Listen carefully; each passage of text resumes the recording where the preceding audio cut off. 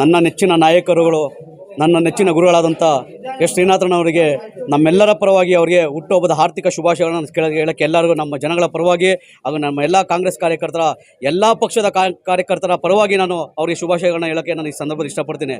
ಏಕೆಂದರೆ ಇವತ್ತು ಒಬ್ಬ ಸಾಮಾನ್ಯ ಬಡ ಕುಟುಂಬದಿಂದ ಬಂದಂಥ ಮಾರ್ಗದರ್ಶಕರಾಗಿ ಇವತ್ತು ಅವರು ಸಹ ಒಂದು ಸಾಮಾನ್ಯ ಬಡ ಕುಟುಂಬದಿಂದ ಯಾವುದೇ ರಾಜಕೀಯ ಹಿನ್ನೆಲೆಯಿಂದ ಬಂದಂಥ ವ್ಯಕ್ತಿ ಅದೇ ರೀತಿ ಆ ಕಷ್ಟ ಸುಖಗಳನ್ನ ಒಂದು ಬಡವರ ಪಾಲಿಗೆ ಅವ್ರು ನಿಜವಾಗ್ಲೂ ಒಂದು ದೇವತಾ ಮನುಷ್ಯನ ಅಂತ ಹೇಳ್ಬೋದು. ಇವತ್ತು ವಿಜಯನಗರದಲ್ಲಿ ನಿಜವಾಗ್ಲೂ ಎಲ್ಲ ನಮ್ಮಂಥ ಯುವಕರಿಗೆ ಒಂದು ದಾರಿದೀಪ ಆಗಿದೆ. ನಾನು ಒಂದು ಸಾಮಾನ್ಯ ಬಡ ಕುಟುಂಬದಿಂದ ಬಂದಂಥ ನಾನು ಸಾಮಾನ್ಯ ಕಾರ್ಯಕರ್ತ.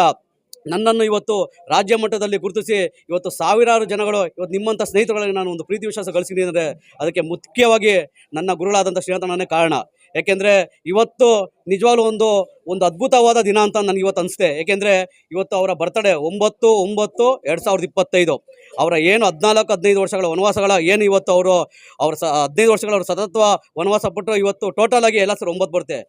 ಒಂದು ನಂಬರ್ 1ಇಂದ ಕೊನೆ ನಂಬರ್ ಏನಿರೋದು 9. ಸೊ ಈ 9 ಎಂಡಾಗಿ ಅವರ ಸಕ್ಸಸ್ಸು ಸಹ ಮುಂದಿನ ದಿನಗಳಲ್ಲಿ ಸಿಗುತ್ತೆ ಅಂತ ಇದು ಭಗವಂತ ಅವರಿಗೆ ಆಶೀರ್ವಾದ ಮಾಡೇ ಮಾಡ್ತೇನೆ ಅಂತ ನನ್ನ ಒಂದು ಅಗಾಢವಾದ ನಂಬಿಕೆ ಇದೆ. ಆದ್ದರಿಂದ ಎಲ್ಲ ನನ್ನ ಯುವಕ ಮಿತ್ರರು ಇವತ್ತು ಏನಾದರೂ ಯಾವುದೇ ಒಬ್ಬ ಬಡ ಕುಟುಂಬಕ್ಕೆ ಒಂದು ಮಾರ್ಗದರ್ಶಕರಾಗಿ ನಿಂತ್ಕೋತಾರೆ ಅಂದರೆ ಅದು ಎಂಟೈರು ವಿಜಯನಗರದಲ್ಲಿ ನಮ್ಮ ಶ್ರೀನಾಥಣ್ಣ ಅಂತ ನಾನು ಹೇಳಕ್ಕೆ ಇಷ್ಟಪಡ್ತೀನಿ. 2010ರಲ್ಲಿ ನಾನು ಎಲೆಕ್ಷನ್ ಸೋತಾಗ ನನ್ನ ಸ್ನೇಹಿತರುಗಳು ನನ್ನನ್ನು ಧೃತಿಗೆಡಬಾರ್ದು ಅಂದ್ಬಿಟ್ಟು ಸಣ್ಣದಾಗಿ ಸ್ಟಾರ್ಟ್ ಮಾಡಿದ್ರು. ಅದು ಇವತ್ತು ಸಾವಿರಾರು ಜನ ಬಂದು ಯಾರನ್ನೂ ನಾವು ಕರೀದಿರ ನಮ್ಮ ಹಿತೈಷಿಗಳು, ಅಭಿಮಾನಿಗಳು ಮತ್ತು ನನ್ನ ಎಲ್ಲ ಸ್ನೇಹಿತರುಗಳು, ಒಂದು ವರ್ಗದವರು ಎಲ್ಲರೂ ಸೇರಿಬಿಟ್ಟು ಒಂದು ಅರ್ಥಪೂರ್ಣವಾದಂಥ ಒಂದು ಹುಟ್ಟುಹಬ್ಬನ ಆಚರಿಸ್ಕೊಂಬಂದಿದ್ದಾರೆ. ಈ ಒಂದು ದಿವಸ ನಾನು ಟೋಟಲ್ ಪಬ್ಲಿಕ್ಗೋಸ್ಕರ ಅಂದರೆ ನಮ್ಮ ಸಾರ್ವಜನಿಕರಿಗೋಸ್ಕರ ಇವತ್ತೊಂದು ದಿವಸ ನಾವು ಮೀಸಲಿಟ್ಟಿರ್ತೀನಿ.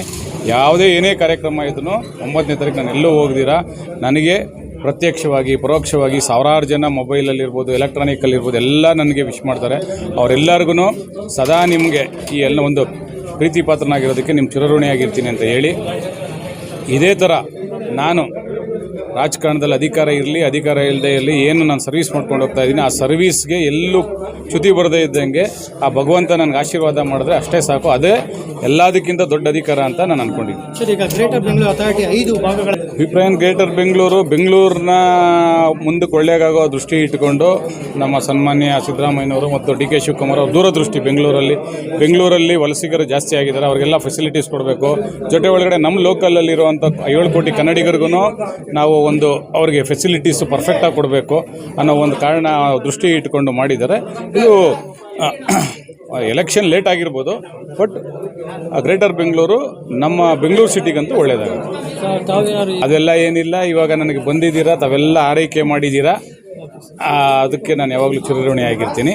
ನನಗೆ ಇದೇ ಥರ ಸದಾ ಭಗವಂತ ಸೇವೆ ಮಾಡ್ಕೊಂಡು ಹೋಗೋ ಅವಕಾಶ ಕೊಟ್ಟು ಆ ಸೇವೆ ನಾನು ಮಾಡ್ಕೊಂಡು ಹೋಗ್ತಾ ಇರ್ತೀನಿ.